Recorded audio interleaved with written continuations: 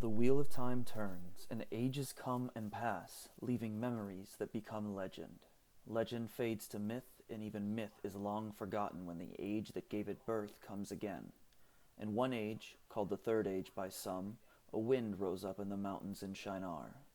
There are neither beginnings nor endings to the turning of the wheel of time, but this was a beginning. But we'll get to that later. Welcome to the fun. This is your storyteller, and we are here to revel and commiserate in the events of the turning of the wheel. Last we left our party of newly minted heroes, they had returned to Faldara Keep and spent some time training and relaxing as well. This was much needed, as the events of the last several sessions had been most trying. When the session opens, Beric Stonecutter, lost dwarvish king and relic from the past, seeks out Island Onerdena. The elf that has been somewhat of an unintended thorn in the Daraki's side is a little surprised when Beric confronts him. Having been on the receiving end of a weave that set Beric somewhat aflame, the dwarf had a warning for the young Aeladine channeler, and it was this. He was beginning to trust Ilon, and now that he's a Freyashan, a man who can channel, he is trusted even less. He also tells Ilon that there is no confusion in his mind. If the elf goes mad, Beric will put a stop to him. Weighty words indeed. Lord Stonecutter also intends to seek out and speak with Selenia Sedai, the woman that organized the party back in Tarvalin, rescued the Emmons Fielders, and brought them to Faldara Keep. He finds that she is quite busy now that the Amerlin seat is in the keep. He seeks out her warder, Rem Mandragoran. The Gaideen lets Beric know that he will arrange an audience between the two, and Beric sets out to train the Emmons Fielders, believing it's high time the boys were given some time to learn to be men. He sets himself against them, all three at once. Gaidri Sertranis, young smith's apprentice, calm, quiet, and the size of an ox. Pelham Aldag, messy-haired knave with a twinkle in his eyes, demanding a drinking rematch with Beric from way back in Session 2. And young Vanderlyn Alrand, sword in one hand, spear in the other, much to Faradin of the Nine Valleys Sept of the Tardad Aiel's chagrin. But we'll come to that in a moment. So, remember that wind?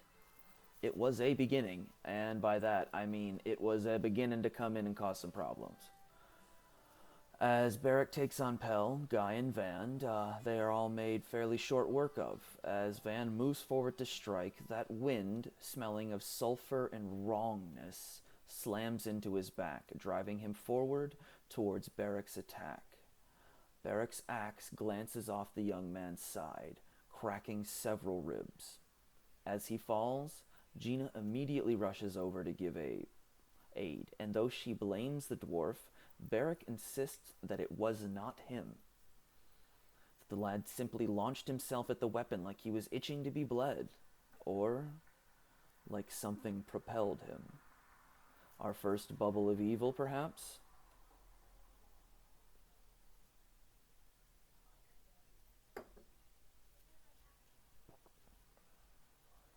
Shortly after this, Gina and Sayoka have a sideline discussion. During the last skirmish, the one in the blight-scarred lands, Sayoka and Gina linked. This was something he had given her permission to do, a great level of trust for one to hand over to the other. As the battle in the blight raged around them, Sayoka and Gina exchanged control from time to time. And during this back and forth, Gina was threatened by a fade, and in a moment of panic, wrenched control of the circle from him. This was not a pleasant experience. As such, they've avoided each other in the past weeks, since returning to the Blight.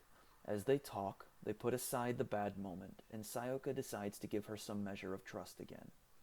This is followed by an agreement on his end that he has no intention of spilling her secrets to the group, Selenia, or anyone else. She tells Sayoka that he is allowed to accompany them if he wishes, and this seems to come as news to him. He was given the impression that he had very little choice in the matter. He says something about how he has some information to tell her, but he would feel more comfortable discussing it with the group. Greatly vexed, he storms off to confront Selenia Sedai as they part ways, and Gina begins to research books in the keep that could hold any information on the madness that Sidene wielders go through. Specifically, how the Age of Legends Aes Sedai handle the problem. This brings her to a book in the Old Tongue. She cannot read much of it, but tucks it away anyways, for perhaps she can find someone to decipher it. I should mention, uh, the group believes Kydris is Perrin, and that he's reborn as Guy Fieri. So the wolf dream is Flavortown. They even made a meme. Rem Mandragoran catches Beric Stonecutter and tells him that he can meet with Selenia. When they meet, he really only has one question. Where in the bloody hell is he? A natural question. She tells him that she does not know all of the story, as his is a secret closely guarded by the Yellow Aja. What she does know is that he was discovered by some who reported to the tower, amongst numerous of his fallen brethren. According to the Browns, the clothing on all of them was easily 1,000 years old. They were discovered near a portal stone close to the tower. She tells him that it would seem that he was catapulted through time by the portal stone, or perhaps the explosion that went off near it. And then the realization hits Lord Beric that his family, his friends, everyone he knew, they've been dead for 1,000 years. Breaking down, the dwarf weeps on the floor. She comforts him as best as she can, but also tells him that there is a duty to his people that he must fulfill. She tells him that there is a bit of unrest forming in Duroc, the land of the dwarves, being that he was the only son of the king with no other siblings to speak of to inherit his father's name. The line of Duroc was broken on the day of Beric's disappearance, and his father passed into the earth with no successor. The throne was left empty, and a regent was installed to rule in the king's stead, though her spies report to her of talk of crowning a new king, one with a different bloodline. Saddened, grieving, Beric knows he must aid his homeland, and Selenia Sedai convinces him to stay with the party just a tad bit longer. She tells him that though he is not originally part of the plan for the pattern, it seems, he has some choice in his own destiny, but it would appear that the pattern has brought him out for some purpose, and she thinks his purpose is not yet done. With this, the party is given some new clothing, and Gina is given a note with her gift, written in Selenia's hand. Try not to play I star too much. Just, that was Gina's impersonation.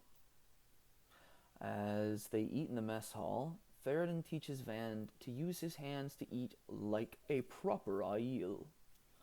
Maestrom sits there in their fresh, clean, new dude clothes from Selenia, somewhat awkward, and tentatively asks us if we are bothered with their recent revelation.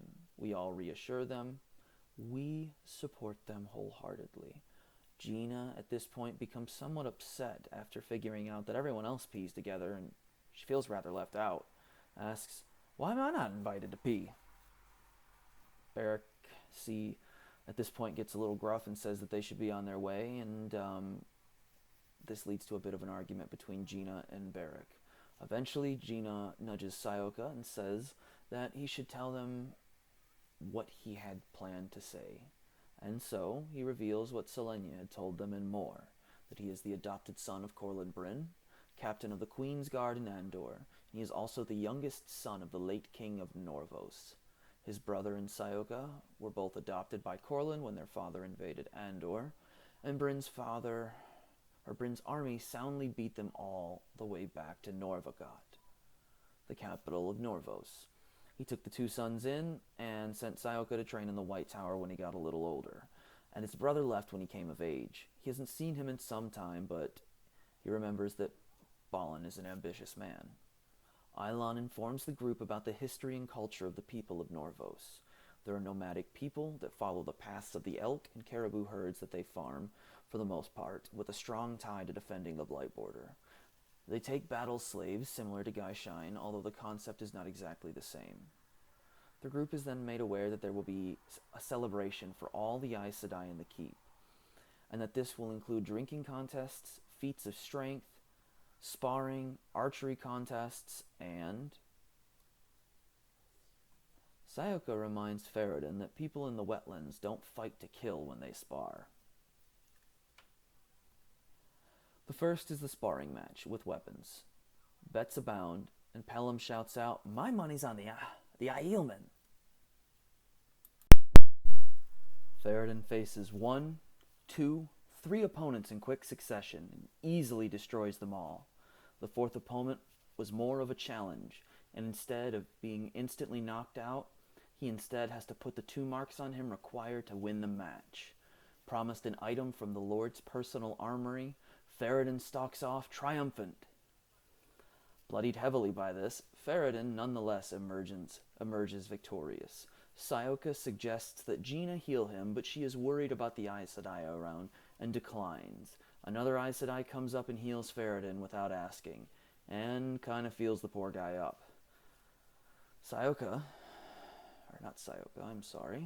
Jaina has a love for setting people on their toes, and starts flirting with Pell and Kasora, offers to bond Sayoka, and a green tries to bond, it seems, Sayoka.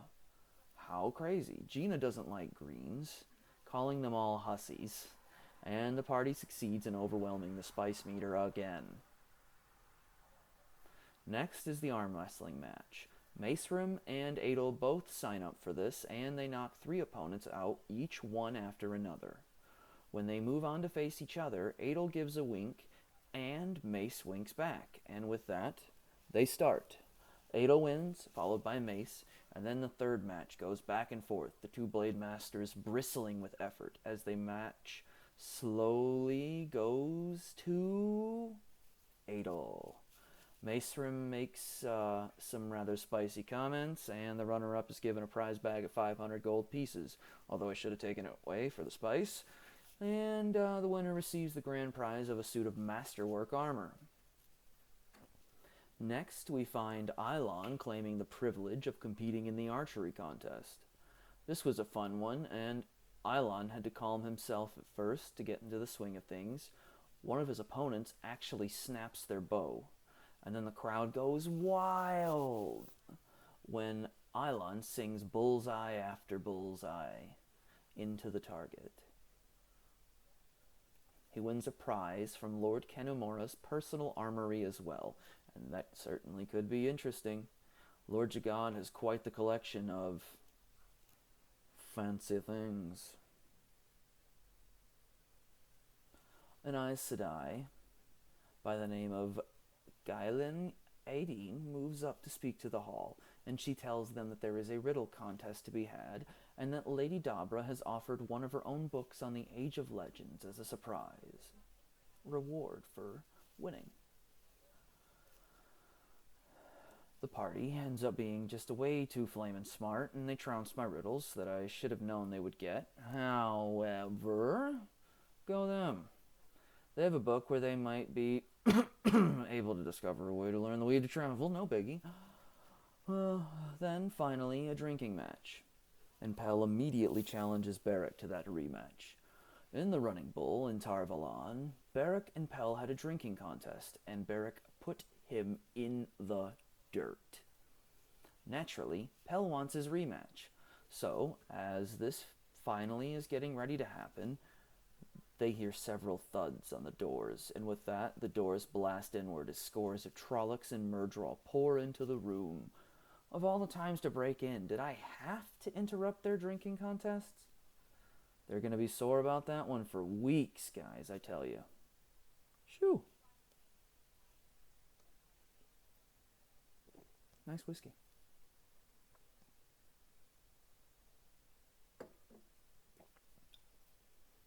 Eilon feels this strange foulness that pulses somewhere in the keep.